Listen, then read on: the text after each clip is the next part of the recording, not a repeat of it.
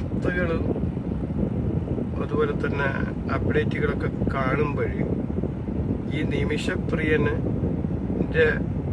ഈ എന്താ പറയുക വധശിക്ഷയിൽ നിന്ന് ഒഴിവാക്കുന്നതിന് ഇഷ്ടപ്പെടാത്ത ഒരു വ്യക്തിയായിട്ട് തോന്നുന്നത് അവിടെ കഴിഞ്ഞ 5 വർഷമായിട്ട് ഉണ്ടാക്കാൻ നടക്കുന്ന ഒരു സാമുവൽ എന്ന് പറയുന്ന ഒരു പരമചറ്റയാണ്. അവനെ എത്രയും പെട്ടെന്ന് അവിടെ നിന്ന് അടിച്ച് വെളിയിൽ കളയണം. അത് സ്റ്റേറ്റ് ഗവൺമെന്റ് ഇടപെട്ടായാലും സെൻട്രൽ ഗവൺമെന്റ് ഇടപെട്ടിട്ടായാലും. കാരണം അവൻ കഴിഞ്ഞ 5-8 വർഷമായി ഇതിന്റെ പിറകില് നടന്നിട്ട് ഒരു പൂടിയും പൂക്കാണ്ടിയും ചെയ്യാൻ പറ്റിയിട്ടില്ല. അപ്പൊ അവസാന നിമിഷത്തില് ഉസ്താദ് ആ വിഷയവുമായി ബന്ധപ്പെട്ട് ഉസ്താദിന്റെ ബന്ധം വെച്ചുകൊണ്ട് താൽക്കാലികമായിട്ട് ആ വധശിക്ഷ എന്താ പറയുക സ്റ്റേ ചെയ്യാൻ താൽക്കാലികമായിട്ട് ഡേറ്റ് മാറ്റാനെങ്കിലും പറ്റിയിട്ടുണ്ട്. അതിന്റെ ഭാഗമായിട്ട് ചില മാധ്യമ പ്രവർത്തകർ ഈ കുണയ്ക്കുന്ന ഈ കഴുതയെ വിളിച്ച് ചോദിച്ചപ്പോൾ അതിനൊരു മാന്യമായ മറുപടി അല്ലാതെ അവന്റെ മറ്റേ ബാക്കിലടക്കം പുറത്തിട്ടിട്ട് ഇവൻ ഭയങ്കര ഷൗട്ട് ചെയ്തിട്ട് സംസാരിച്ച ആ കുടുംബത്തെ പോലും മോശമാക്കുന്ന സ്റ്റേറ്റ്മെന്റ് അന്ന് വന്നിട്ടുണ്ട്. സ്വാഭാവികമായിട്ട് ഈ മരക്കഴുതക്കറിയ ഇവിടെ നടക്കുന്ന എല്ലാ വിഷയങ്ങളും ഇതേ യമനിലെ ആ കുടുംബം ഓപ്പറേറ്റ് ചെയ്യുന്നുണ്ടെന്നും അത് ട്രാൻസ്ലേഷൻ ചെയ്തിട്ട് മുഴുവനായിട്ട് അത് കേൾക്കുന്നുള്ള കാര്യം ഈ പരമചറ്റക്കറിയാം. അപ്പൊ സ്വാഭാവികമായിട്ട് അത് അങ്ങനെ ഒരു ഉസ്താദ് ഇടപെട്ടത് കൊണ്ട് ഇവന് രക്ഷപ്പെടാൻ പാടില്ല, ഇവന്റെ ഈഗോ അതിന് അനുവദിക്കുന്നില്ല. അതുകൊണ്ടാണ് ഇവൻ കയറി വന്ന് അതിനകത്ത് ഷൗട്ട് ചെയ്തിട്ട് ആ കുടുംബത്തെ പോലും ആക്ഷേപിക്കുന്ന വിധത്തിലുള്ള സ്റ്റേറ്റ്മെന്റ് ഈ പരമചറ്റ മാധ്യമങ്ങളോട് പറഞ്ഞത്. അതും പറഞ്ഞ ലാംഗ്വേജ് അതാ ഇംഗ്ലീഷ്. ഇവനിക്കെന്താ മലയാളം ഭാഷയില്ലേ? ഈ പരമചറ്റ ഓർത്ത് ഇവനിക്ക് മാത്രമേ ലോകത്ത് ഇംഗ്ലീഷ് അറിയും, മറ്റുള്ള ആർക്കൊന്നും ഇത് അറിയത്തില്ല എന്നുള്ള ഒരു വിചാരം കൊണ്ടായിരിക്കാം. അതവിടെ നിൽക്കട്ടെ. അങ്ങനെ ഉള്ള ജൂദാസിന്റെ പണിയെടുക്കുന്ന ഒരു നാണം കെട്ട ഈ വൃത്തികെട്ടവനെ അവിടെ നിന്ന് തച്ചിളക്കിയിട്ടില്ലെങ്കിൽ സത്യമായിട്ട് ഇത് എന്താ പറയുക, ഇതിൽ നിന്ന് രക്ഷപ്പെടാൻ പോകുന്നില്ല. അല്ലെങ്കിൽ അവൻ അവിടെ നിന്ന് ഇളക്കി കഴിഞ്ഞാൽ ഇവിടെ ഉസ്താദിനോട് തന്നെ കൃത്യമായിട്ട് ബന്ധപ്പെട്ട് ഇടപെട്ട് അതിനകത്തൊരു പോംവഴി കണ്ടെത്തിയാൽ ഒരു പക്ഷേ ജീവനായുസ് ബാക്കി ദൈവം കൊടുത്തിട്ടുണ്ടെങ്കിൽ അത് രക്ഷപ്പെടാൻ വകുപ്പുണ്ട്. പിന്നെ അതിനപ്പുറത്തേക്ക് കേരളത്തിലെ കുറെ മലയാളി ഊളകളുണ്ട്.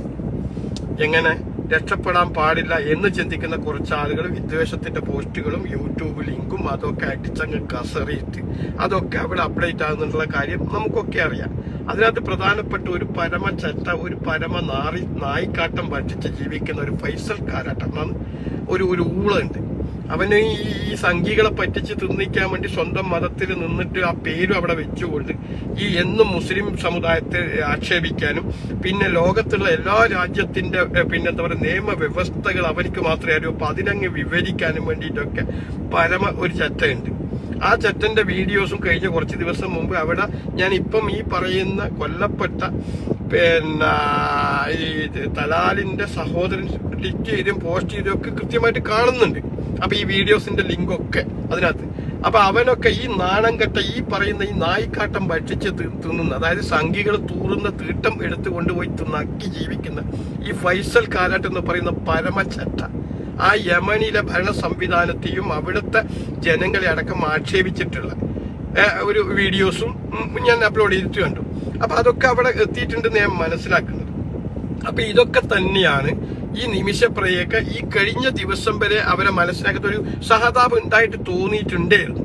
പക്ഷെ ഇപ്പോഴും കാർക്കശത്തോടു കൂടി ആ സഹതാപമൊക്കെ മാറ്റിവെച്ച് ഇന്ത്യൻ മീഡിയകൾ പോലും ആ കൊല്ലപ്പെട്ട തലാലിന്റെ കുടുംബത്തെയും തലാലിനെയും ആക്ഷേപിക്കുക എന്ന തരത്തിലേക്ക് അവർക്കൊരു സ്റ്റേറ്റ്മെന്റ് വെയിറ്റ് കൊടുക്കേണ്ടി വന്നത്. അതാണ് അവരിപ്പം കടുംപിടുത്തത്തിൽ നിൽക്കുന്നത്.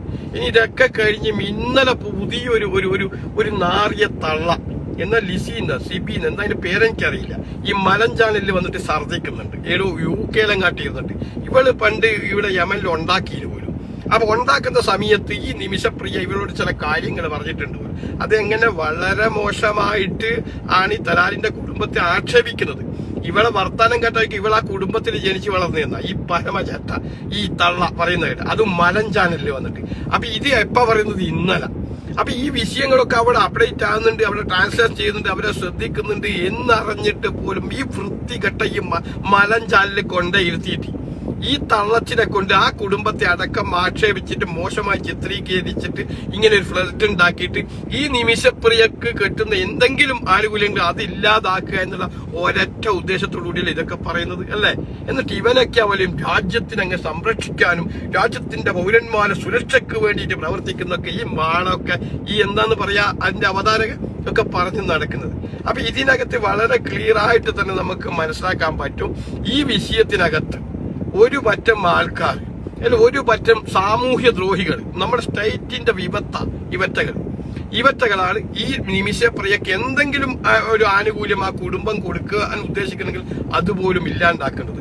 പിന്നെ വേറൊരു വിഭാഗം എന്ന് പറഞ്ഞു കഴിഞ്ഞാൽ നമ്മുടെ മതന്യൂനപക്ഷത്തിൽപ്പെട്ട ആൾക്കാരുണ്ട്, മുസ്ലിം സമുദായത്തിൽപ്പെട്ട കുറച്ച് പേരുണ്ട്. അപ്പൊ ഞാൻ ഇക്കാലത്തിലും വിചാരിച്ചത് ഈ പറയുന്ന ഈ നാണം കെട്ട ഈ സലഫികൾ അങ്ങനെയൊന്നും ചെയ്യത്തില്ല എന്ന് എനിക്ക് തോന്നിയത്. അപ്പൊ ഞാൻ അവർക്ക് വേണ്ടിയിട്ട് ഒരു പക്ഷെ, കാരണം നമ്മുടെ ബോധ്യത്തിന്റെ അടിസ്ഥാനത്തിൽ അങ്ങനെ ഒന്നും ചെയ്ത് ഇവര് മറ്റുള്ള സംഖ്യകൾ ആക്ഷേപിക്കുന്നത് പോലെ ഒന്നും ചെയ്തിട്ട് ഞാൻ കണ്ടിട്ടില്ല.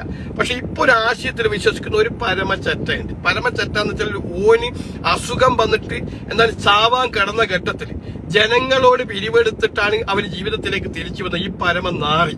അവനും ഇതേപോലെ തന്നെ ട്രാൻസ്ലേഷൻ ചെയ്തിട്ട് അവിടെ എത്തിക്കുന്നുണ്ട് എന്നുള്ള ഒരു ലിങ്ക് ഇതിനകത്ത് യൂട്യൂബിലൊക്കെ ഞാൻ കണ്ടിട്ടുണ്ട്.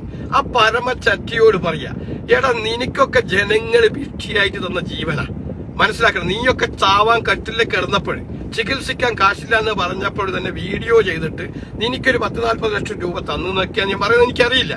അങ്ങനത്തെ നീ ഈ ദുഷ്ടപ്രവൃത്തി എടുക്കുന്നുണ്ടെങ്കിൽ നിന്റെയൊക്കെ മനസ്സിനകത്ത് ചീഞ്ഞളിഞ്ഞ ആ എന്താ പറയണ്ട വർഗീയ ചിന്ത ഉണ്ടല്ലോ, അതാണ് നിന്നെയൊക്കെ ദൈവം തന്നെ അങ്ങനെ ഒരു പരീക്ഷണം തന്നിട്ട് നിന്നെ എന്താ പറയുക പരീക്ഷിച്ചത്, അങ്ങനെ ഒരു അസുഖം തന്നിട്ട്.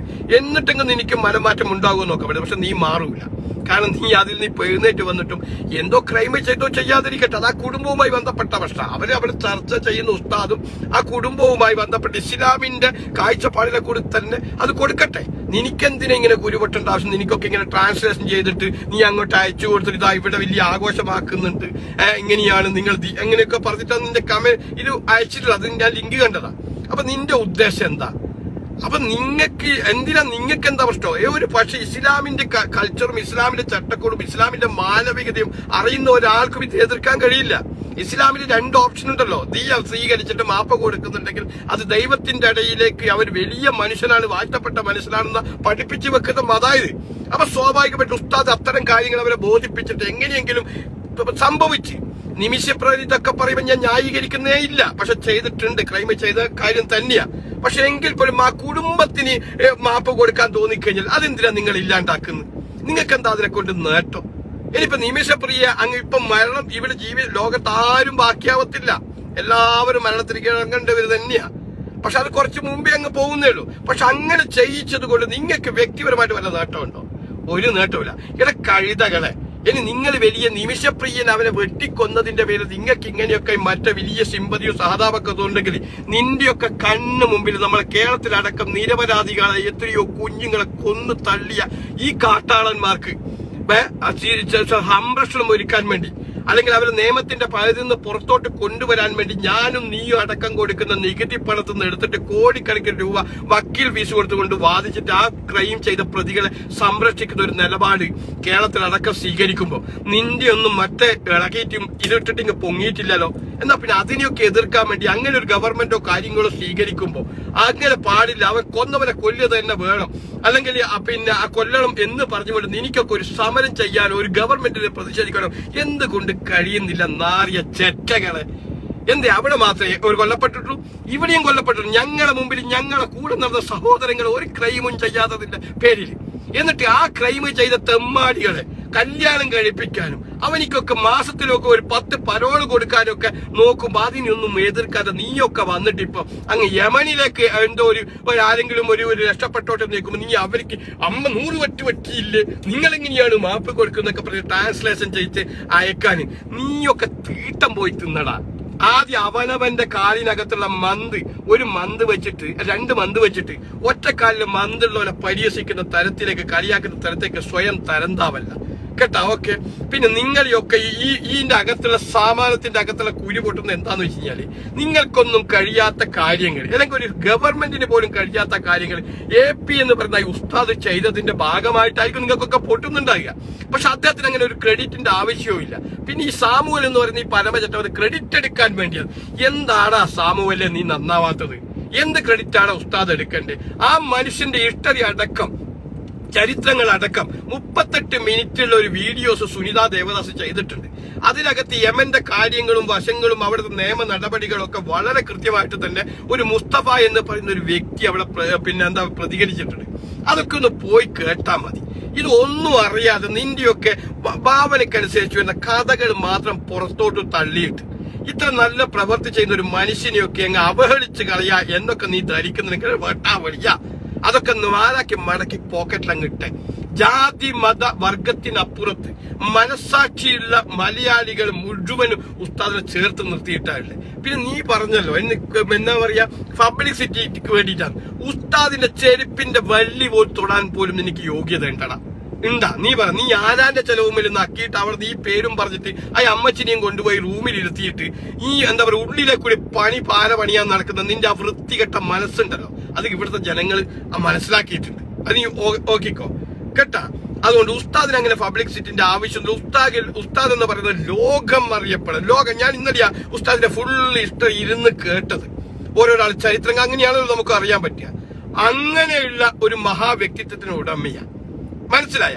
അതിന് നിന്റെ ഈ ചീപ്പുണ്ടല്ലോ, നിന്നെ പോലുള്ള ഈ എന്താ പറയുക ആര്യാന്റെ ജീവൻ മുന്നിൽ വെച്ചുകൊണ്ട് നിന്റെ ഈ ചക്കളത്തിൽ പോരാട്ട് നിങ്ങൾ കുറെ എണ്ണം കളിക്കുന്ന കുറെ ആക്ഷൻ കമ്മിറ്റി, കൂഷൻ കമ്മിറ്റി എന്നൊക്കെ കുറെ കമ്മിറ്റി ഉണ്ടല്ലോ. നിങ്ങളൊക്കെ കളിക്കുന്ന ചരിത്രത്തിലൊന്നും നിൽക്കുന്ന മനുഷ്യനല്ല. മാധ്യമങ്ങൾ വെയിറ്റെടുക്കാൻ പോയപ്പോഴും മാധ്യമത്തിന് മുഖം കൊടുക്കാതെ തിരിഞ്ഞു നടന്ന ഉസ്താദ ഈ വിഷയവുമായി ബന്ധപ്പെട്ട് അദ്ദേഹം പറഞ്ഞത് ഞാൻ ഇതിനു വേണ്ടിയല്ല, അതൊരു മാനുഷിക പരിഗണന വെച്ചിട്ട് ക്രൈം ചെയ്തിട്ടുണ്ട്, അത് മനസ്സിലാക്കുന്നു. പക്ഷെ അതിന് ഇസ്ലാമിൽ ഇത്രമാത്രം ഇങ്ങനെയൊക്കെ വിധികൾ ഉണ്ട് എന്ന് അവരെ ബോധ്യപ്പെടുത്താൻ വേണ്ടിയിട്ട് ഞാൻ ശ്രമിച്ചിട്ടുണ്ട് എന്നാ പറഞ്ഞത്. പിന്നെ നിങ്ങൾ കുറെ എണ്ണം പറഞ്ഞു അവിടെ വലിയ എഫോർട്ട് എടുത്തിട്ട് ഇവിടെ കുറെ ആള് നീതി നടപ്പാക്കാൻ വേണ്ടി സമൂഹവും ആക്ഷൻ കമ്മിറ്റിയും സേവിത സിമിസപ്രിയ എന്നൊക്കെ പറഞ്ഞ് അവർ ഉണ്ടാക്കിയെന്ന് പറഞ്ഞ് ഭയങ്കര കഷ്ടപ്പെട്ടു പോലും.